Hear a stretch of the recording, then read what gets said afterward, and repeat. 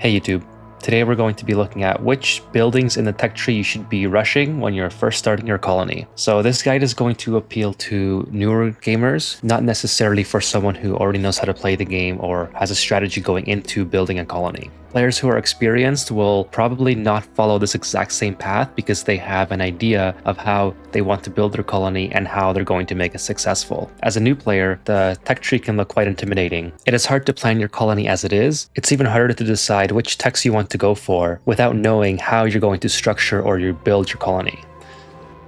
So we're going to take a look at the tech tree and figure out which direction we should head in when we first start our game. It looks like I accidentally took someone who snores. Joshua can't sleep because Ren is being way too loud. Just gonna go ahead and move Ren by himself over here. So if it's taking a long time to unlock your research station, like it is for me, you want to go ahead and hit F4, and it will show you the locations of metal ore on your asteroid. In order to unlock the research station, you need 400 kilograms of any metal ore. So let's go ahead and rush that, just to make this a little bit quicker. There's some copper up here, which will do just fine. Okay, we finally got the research station unlocked. That took a lot longer than I expected it to. Don't forget that in order to power up your research station, you're still going to need more copper for your battery and manual generator, or as I like to call it, the hamster wheel. Anyways, since we've made it this far, let's take a look at the tech tree. Like I said in the beginning, as a new player, this is going to be very intimidating. Some of this stuff sounds really cool, like the steam turbine, the rocket tech at the bottom, the robo miner, but a lot of it you can't use right away anyway, so there's no point in rushing it. The very first thing you should be trying to go for when you first start your colony is the farm tile. You want to get the farm tile as soon as possible so you can start growing your crops. Yes, the microbe musher is available right away and you don't have to do anything to obtain it or to build it other than have the material, but it is not a very good source of food. If you start planting farm tiles as soon as they become available and you start planting mealwood, you might not even need the microbe musher at all throughout your entire game. In fact, you should avoid wasting time and power on the microbe musher. Now, with that being said about the farm tile, you should try to skip planter boxes altogether. Planter boxes are generally not needed. They're supposed to hold you over until you get to your farm tile, but it's so quick to build your farm tile anyways. I usually just skip the planter box altogether. The second thing that you should be rushing is your coal generator. This is so important. Get off the hamster wheel or the manual generator as quickly as possible. You should try to go for the coal generator right away so you do not have a duplicant wasting time running on the hamster wheel to produce power. You're going to need power early on for things like oxygen diffusers, your research station, liquid pumps, and gas pumps. So if you don't have coal generators before you have all of those buildings set up, you're going to have one duplicant doing nothing but running on the hamster wheel, and that is incredibly bad use of a duplicant's entire day. Now, unlocking the coal generator will also unlock the jumbo battery, which you should start using right away as soon as it's unlocked with your coal generator.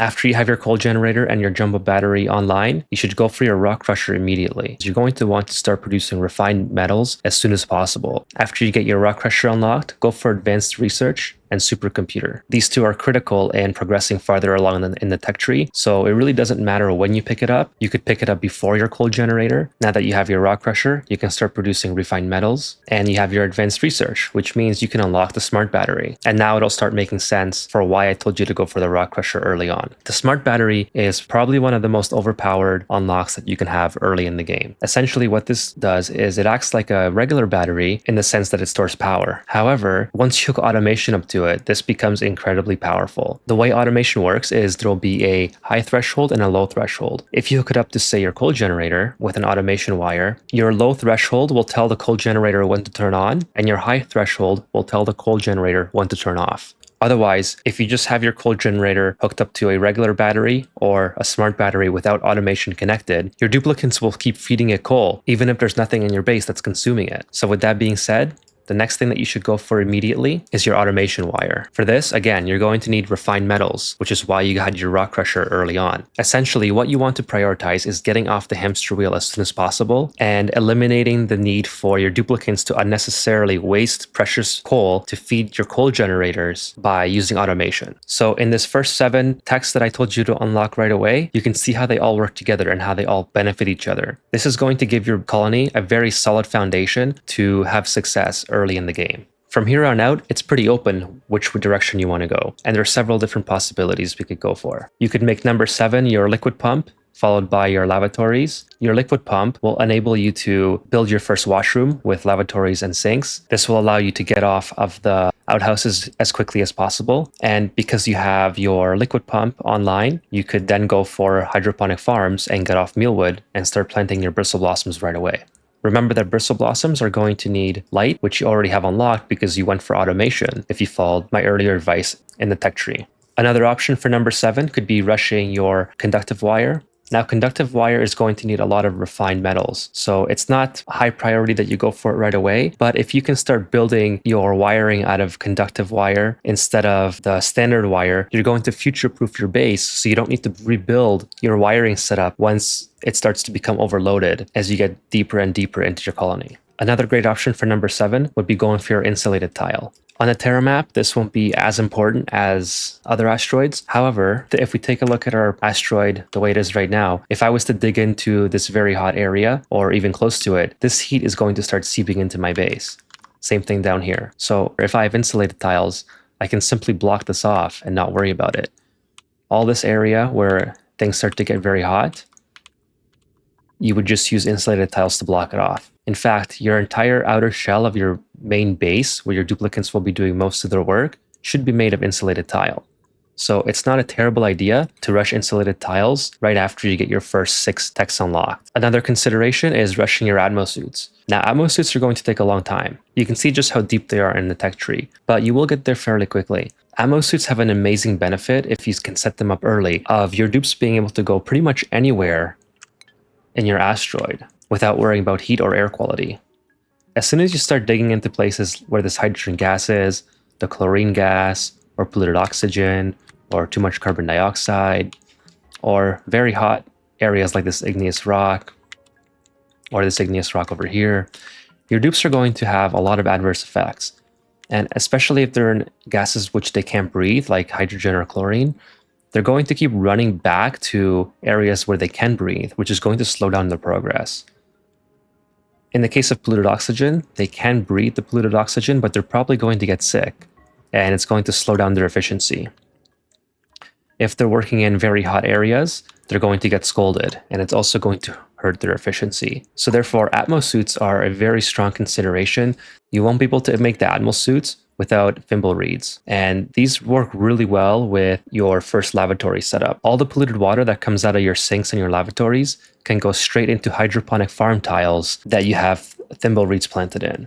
Now, thimble reeds can be hard to find early in the game. You can see there's a couple down here. So this is actually a really nice start if you can get all 3. The way you would want to approach this is to do something like this, where you set up a liquid lock, and then your duplicants can enter this space without all this polluted oxygen getting into your main base. As you're building up your base to produce the infrastructure needed for Atmo Suits and to sustain the Atmo Suit docks, you could be growing thimble reeds using hydroponic farm tiles from the polluted water that is produced by your lavatories. Finally, the last consideration that you could make for rushing techs is ranching. The faster you can get ranching set up, the more barbecue you can produce early on in the game and solve your food sustainability a lot earlier. Plus, you'll also have the added benefit of virtually unlimited coal if you can find hatches early on, which you usually do. So there you have it. Those are the top 10 techs that you should rush, and in the order that you should rush them. Now, I'll go over them again because at the end, it did get a little bit subjective as to which way you want to proceed in the tech tree. So your number 1 should be your farm tiles. Number 2, coal generator. Number 3, rock crusher. Number 4, advanced research. Number 5, smart battery. And number 6, automation wire. And from then on, you could do liquid pump, lavatory, or hydroponic farms, conductive wire, liquid pump, lavatory, insulated tile, Atmo Suits, or ranching. Some of the techs that you should avoid rushing early, and you probably don't even have to rush them at all, is the medicine tab. In my current playthrough, where I'm almost at cycle 700, I just now unlocked the sick bay. It is very easy to keep your dupes from getting sick if you've just followed the basic techniques that I talked about in my top 10 tips for beginners video. But the gist of it is that you don't want polluted oxygen to get into your base. Every time you leave your main base where there's bad gases around the map, you want to create a liquid lock before you venture out, because that will stop everything from seeping in. Another thing that you should avoid is the water sieve. A lot of people see the water sieve, oh, you get clean water from polluted water using sand. That sounds like a great idea. It's only really great if you're desperate for water. So on this map, we have a little pocket of water here, little pocket here. We basically have 4 pockets of water that will carry us for possibly up to cycle 100, depending on our water usage. And if you start with a low amount of water, you don't necessarily have to go for something like bristle blossoms right away, because that will deplete your water source very quickly. So you could stay on mealwood until you find a vent or a geyser that will give you a sustainable source of water. The water sieve is going to need constant power, and you're also going to need constant power for the liquid pump to feed the water sieve.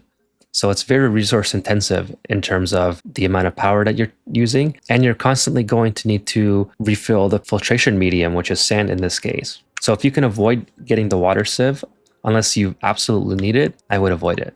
Everything else in the tech tree is essentially a case-by-case basis. You could make the argument that gas pumps are very important, but realistically, when you're starting a new game and you're a new player, your biggest challenge will be carbon dioxide, and you can alleviate that temporarily by just digging lower. So that's all for this video. I hope that if you're a new player that you were able to learn something. And if you're an experienced player, please let me know in the comments if you agree with this tier list and what would you unlock? What would you tell new players to prioritize? I'd love to hear your feedback in the comments. And until next time, this is Ethan. I'll talk to you later.